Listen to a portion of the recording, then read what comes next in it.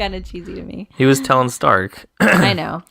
And so, yeah, so Stark gets this vision, and then I forgot who he tells later. He's like, it's me. Like, I think he tells Fury. He tells Fury, he's like, I'm the reason we're all dead and stuff like that. So that's why he's trying to come up with androids or artificial intelligence to protect the world so that the Avengers don't have to anymore. Because that's the end goal. And he always talks about there being an end goal because they're not going to do this for the rest of their lives. Yeah. And he always mentions, space and that being the end game because they are the bosses. Do you like how he always like has to constantly put it into perspective for the Avengers? Yeah. He's just like, busting up drug people and like that's fine and stuff. But do you remember there was a hole in the space and there was remember the wormhole coming down? Yeah, and he remember that sacrifice play I made? Yeah, that's when they were mad at him for creating the Ultron program. They're like, remember what I just did? I sacrificed like myself for all humanity just a movie ago. Yeah, he's just like that is a whole other thing that we're not even remotely ready for. Yeah. So I like that. So that was his hex. Let's kind of get into Captain America. His was more like a kind of like would have the life he used to lead. And he got to see Carter again. Went back into his his time, and Peggy Carter made an appearance, and she was like, "Hey, I've been waiting for you." I thought she was gonna pull on his emotions of like how he couldn't save everyone back then. They could have did a Winter Soldier reference there, and kind of how he couldn't save Bucky or. And it's too. Falcon actually comes in and he mentions that he's working on a missing persons case.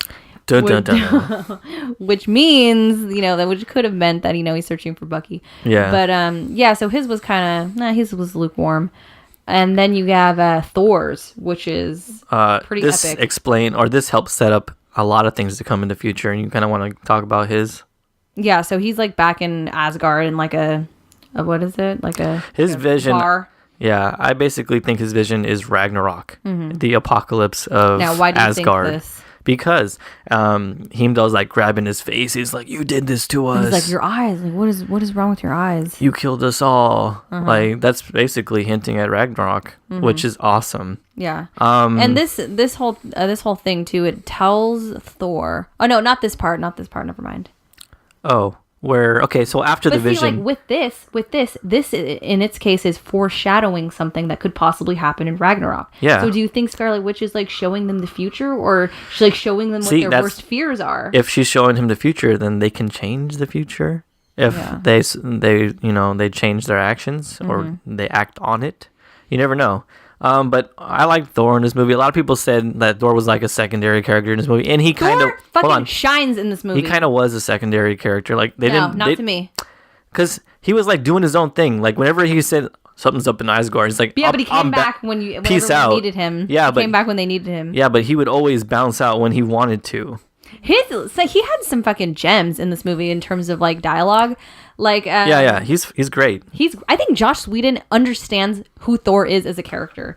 Like he's this hardy, cocky, like fun guy, but when it comes to like kicking ass, like he's a fucking god. And he loves to fight. And he's he loves to fight. Fighter. And I think Joss Whedon understands that, and he writes Thor perfectly.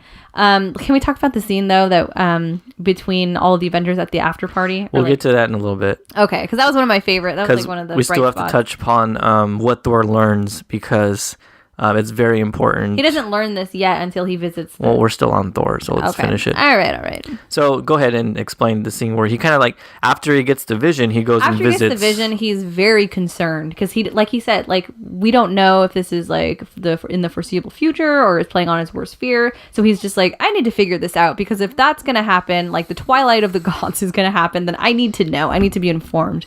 So he visits. He gets Stellan Skarsgård. And he visits like that well, to sort of hear more about what that dream meant.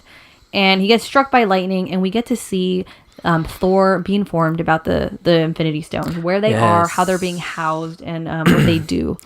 And I really loved how they explained the stones in this movie because it was very literal, very literal. I loved how, because everyone was confused. Everyone's confused, like, oh, the Tesseract is a cube. It's a cosmic cube. Then you have the liquid ether. Then you have, that purple, I forgot which gem it was, but power gem. It's in the orb. All of these are like carrying cases for the actual Infinity Stone. They're being guarded. They're being protected. Yes. Even in Loki's staff, they finally take that out, and it's the mind gem, right? It's the one that creates... The Tesseract is the space gem. It's the one that creates vision. Yeah. It's the one in the orb. That's the mind gem. I just loved how, because everyone's confused about this. Like, are they actual stones? Yes, they are just being protected. Joss Whedon was just kind of just like, here you go, everybody. This is what they are. This is where they come from. Like you were gonna get it eventually. So here it is. But yeah, Thor is kind of like a very important aspect in this part of the movie because he understands what's going on. He sees like the outline of the glove, and he sees the stones being put on the glove. It's so clear to me now. He has like a revelation. Yeah, he's like.